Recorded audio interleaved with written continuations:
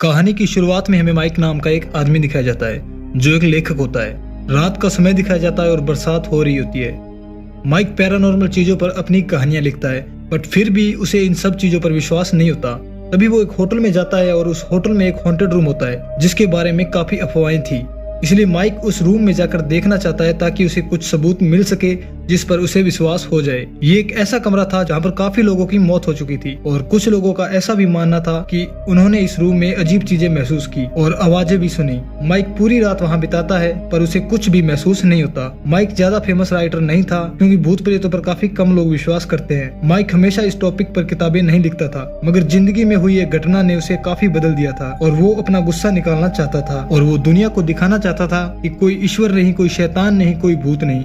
इंसान मर जाता है तो बस मर जाता है, उसके बाद कुछ नहीं। माइक एलए में था और एक दिन वो सर्फिंग के लिए आता है और एक लहर उसे डुबो देती है। उसकी आंख खुलती है तो वो किनारे पर था। एक लड़का उसे उसका हाल पूछने के लिए आता है, लेकिन माइक कुछ समय के लिए बेहोश हो जाता है पर वो ठीक होता है। अगले दिन वो पोस्ट ऑफिस आता है अपनी चिट्ठियां लेने। अब चिट्ठियां लेते समय वहाँ काम करने वाला लड़का जैक्सन माइक के काम की तारीफ करता है और कहता है कि मैंने तुम्हारी लिखी हुई एक हॉन्टेड बुक पढ़ी, वो काफी डरावनी थी। इसके बाद माइक एक रेस्टोरेंट में जाता है और अपने अगले काम के लिए सोचने लगता है। उसे काफी होटल और ऐसी जगह से इनविटेशन आए थे जो हॉन्टेड थी, लेकिन माइक को एक जगह काफी अट्रैक्ट करती है जो न्यूयॉर्क का काफी पुराना होटल जिसका नाम डॉल्फिन होटल था। उसकी 14 फ्लोर पर एक कमरा था 1408 जिसमें कई लोगों की मौत हो चुकी थी। अगले ही दिन माइक उस होटल में कॉल करता है ताकि उस रूम की बुकिंग कर सके और उसे वहाँ से जवाब मिलता है कि वो रूम अनअवेलेबल है। माइक पूछता है कि मुझे अगले महीने या अगले हफ्ते भी चलेगा, लेकिन उसे यही जवाब मिलता है कि ये रूम अनअवेलेबल है और फोन कट जाता है। और यही बात माइक को उलझन में डाल देती है।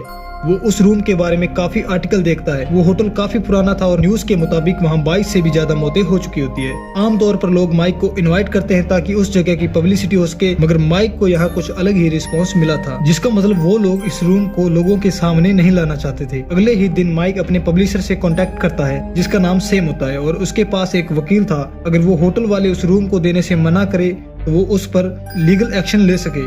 अगर रूम 1408 खाली है तो माइक उसमें स्टे कर सकता है। सेम माइक को पूछता है कि तुम्हें यकीन है तुम यहाँ आना चाहते हो, ये न्यूयॉर्क है और जो हुआ तुम्हें अच्छा महसूस ना हो। तो माइक उसे जवाब देता है कि ये मेरा काम है और मुझे यहाँ आना ही पड़ेगा।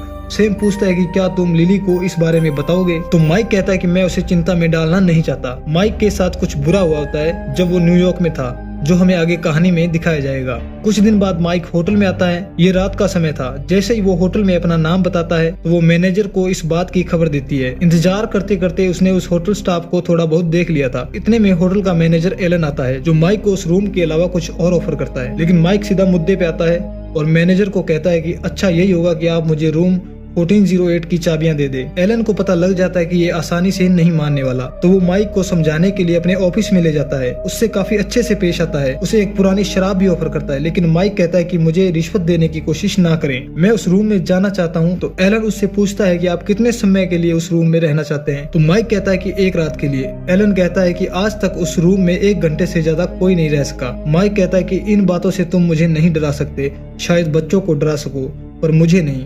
एलन पूछता है कि तुम मेरा मजाक क्यों उड़ा रहे हो जबकि मैं तुम्हारी मदद करने की कोशिश कर रहा हूँ। तो माइक जवाब देता है कि नहीं, तुम मेरी मदद नहीं कर रहे हो, तुम मेरे साथ खेल खेल रहे हो, मुझे धोखा देने की कोशिश कर रहे हो। तुम उस कमरे को और भी खास बना रहे हो मुझे भूतिया कहानियां सुनाकर। हम दोनों जानते हैं कि अंत में तुम मुझे वो चाबी दे दोगे और मैं उस कमरे में चला जाऊंगा। एलन एक लम्हे के लिए खामोश हो जाता है और कहता है कि बात ना पैसों की है और ना मुझे तुम्हारी परवाह है। अंत में मुझे ही वहाँ की गंदगी साफ करनी पड़ेगी और मैं ऐसा नहीं करना चाहता। मैं यहाँ काफी समय से मैनेजर हूँ और मेरे होते हुए यहाँ 4 लोगों की मौत हो चुकी है। आखिरी मौत जब हुई थी तो मैंने खुद से वादा किया था कि मैं किसी और को इस मनहूस कमरे में मरने नहीं दूंगा। तो माइक कहता है कि आखिरी इंसान जिसे तुमने रूम में चेक इन करने दिया था वो एक डिप्रेस इंसान था जिसने अपनी कलाई काटी। एलन कोशिश कर रहा था कि माइक अपना इरादा बदल ले। वो माइक को कहता है कि लगता है तुमने काफी रिसर्च की है उस कमरे के बारे में और तुम्हें लगता है कि वहाँ 22 मौतें हुई है, वो भी कुदरती तौर पर। माइक हैरानी से कहता है कि कुदरती तौर पर। एलन उसे कहता है कि 22 नहीं, वहाँ पर 50 मौतें हुई है और सभी की मौत कुदरती हुई है। कोई दिल के दौरे से मर गया, किसी का दिमाग फट गया, कोई ज्यादा गर्मी से तो कोई ज्यादा सर्दी से। मगर तुम्हें इस सब के बारे में नहीं पता क्योंकि न्यूज़पेपर में कभी भी इस खबर को नहीं छापा गया। एलन माइक को एक बुक देता है और कहता है कि इस बुक में सारी जानकारी है, तुम मेरे ऑफिस में स्टे कर सकते हो, जो लिखना है लिख सकते हो, तुम्हें सारी जानकारी इस बुक में मिल जाएगी, मगर प्लीज उस कमरे में मत जाओ। माइक एक लम्हे के लिए शांत हो जाता है और उससे ड्रिंक मांगता है। एलन उसे पूरी बोतल दे देता है, मगर माइक आखिर में यही कहता है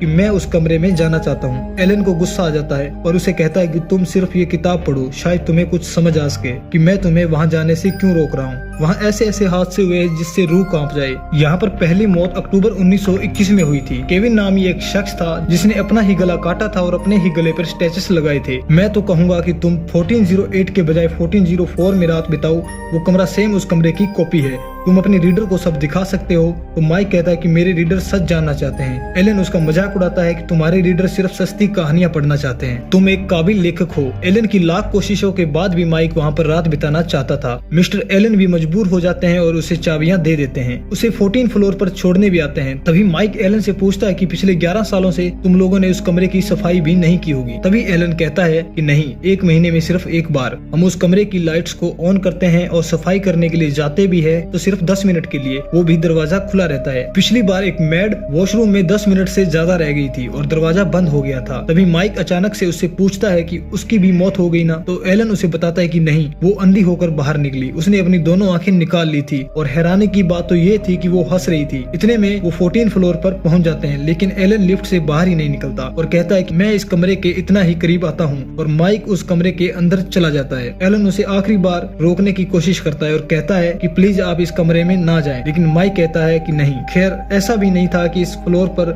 जो बाकी कमरे थे वो खाली थे, मगर 1408 काफी समय से खाली था। चलते चलते माइक उन तस्वीरों को देख रहा था जो उन लोगों की थी जिनकी मौत उस कमरे में हुई थी। आखिरी बार वो यही देखता है कि उसके पास वाले कमरे में एक औरत है और उसका एक छोटा बच्चा। इसके बाद वो कमरे की चाबी घुमाता है और अपने टैप रिकॉर्डर को लेता है और अंदर चला जाता है। ये कमरा दिखने में काफी शानदार था, एक आम सा कमरा था और माइक मजाक उड़ाने लगता है, क्या यही है वो हॉन्टेड जगह, क्या बकवास है। माइक को रात बितानी थी और टैप रिकॉर्डर में अपनी बातें रिकॉर्ड करने लगा। ये रूम ना तो छोटा था ना ज्यादा बड़ा था। इसमें एक लिविंग रूम था और एक बेडरूम था। माइक वॉशरूम में आता है, वो टॉयलेट पेपर को लेता है और दीवारों पर लगी पेंटिंग्स को देखता है और इसके बारे में बात करता है। और फिर विंडो से बाहर देखता है। बाहर शहर का शोर था, गाड़ियां चल रही थी और लाइट्स ऑन थी। कुछ भी डरावना नहीं लग रहा था। ये बस एक आम सी इमारत और एक आम सा कमरा ही लग रहा था। तभी रेडियो पर 1970 का गाना चल जाता है। इस आवाज से माइक डर जाता है और यहाँ से सब उल्टा होना शुरू हो जाता है। वो देखता है कि पिलो पर किसी ने 2 चॉकलेट बार रख दिए हैं और वो उन्हें उठाकर खाने लगता है। और वॉशरूम में जाता है तो वो देखता है कि किसी ने टॉयलेट पेपर को भी सही कर दिया है। माइक अपने टैप रिकॉर्डर में इस बात का मजाक उड़ाता है कि भूत अब रूम सर्विस भी देने लगे हैं। अब माइक भूतों पर विश्वास करने वाला तो था नहीं, तो वो उसके बारे में लॉजिकली सोचने लगता है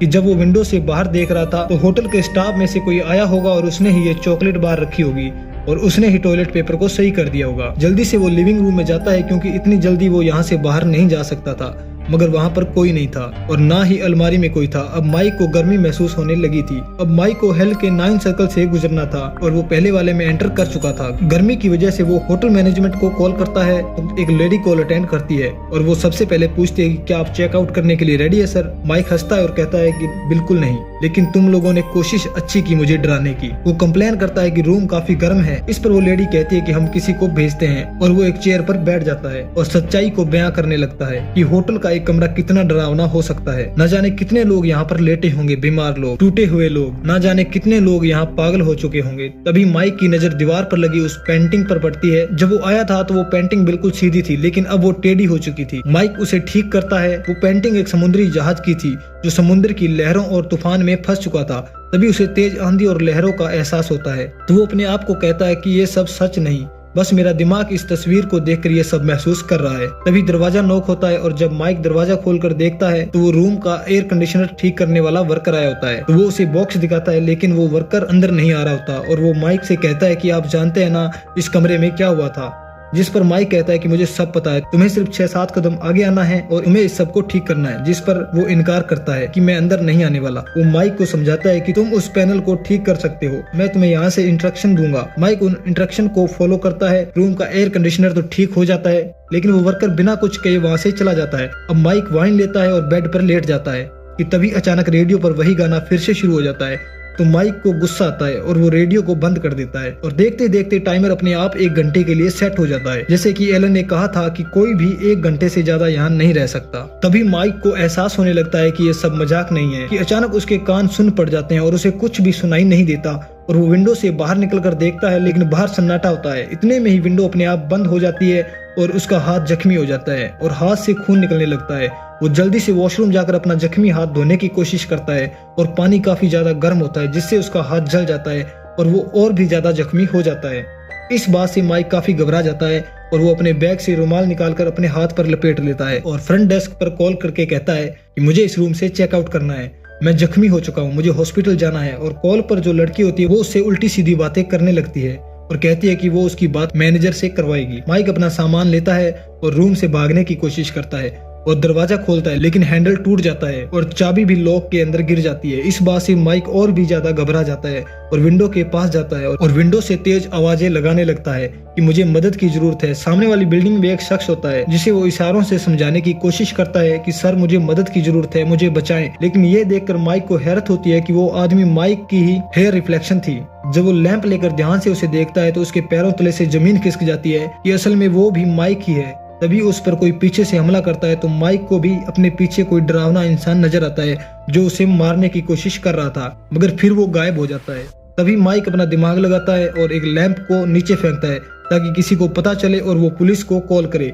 मगर जैसे ही माइक उस लैंप को नीचे फेंकता है तो वो गिरते गिरते ही गायब हो जाता है। अब माइक के लिए कमरा किसी नरक से कम नहीं था और उसे अपनी बेटी की भी आवाज सुनती है जो उसे ही पुकार रही थी कि तभी टीवी पर उसके ही परिवार का वीडियो चलने लगता है जिसमें माइक की वाइफ और उसकी छोटी बेटी होते हैं, जिसे देखकर माइक काफी जज्बाती हो जाता है। अब आहिस्ता आहिस्ता उसे वो लोग भी दिखते हैं जिनकी मौत इस कमरे में हुई थी। तभी उसे दूसरे कमरे से बच्चे के रोने की आवाज आती है और वो उस कमरे की दीवार के पास जाकर मदद मांगने की कोशिश करता है, लेकिन वो आवाजें इतनी तेज हो जाती है कि माइक कान पकड़कर नीचे गिर जाता है। कुछ देर बाद वो आवाजें बंद हो जाती है। तभी उसे लगता है कि वॉशरूम में कोई है। जब वो अंदर जाकर देखता है तो उसे अपना बीमार पिता नजर आता है। जब वो उनके पास जाता है तो वो उसे कहते हैं कि मैं यहाँ क्या कर रहा हूँ, मेरा गार्डन कहाँ है। तो माइक उसे कहता है कि डैड मैं हूँ माइकल। तो उसके पिता उसे करीब बुलाते हैं और कहते हैं जैसे तुम हो वैसा मैं भी था, जैसा मैं हूँ वैसे तुम भी बनोगे। माइक उनकी ये अजीब बातें सुनने के बाद पीछे हट जाता है और देखते ही देखते वो रियलिटी में पहुंच जाता है और वहाँ कोई नहीं होता। माइक अपना टैप रिकॉर्डर निकालता है और कहता है कि ये कोई बुरा सपना था।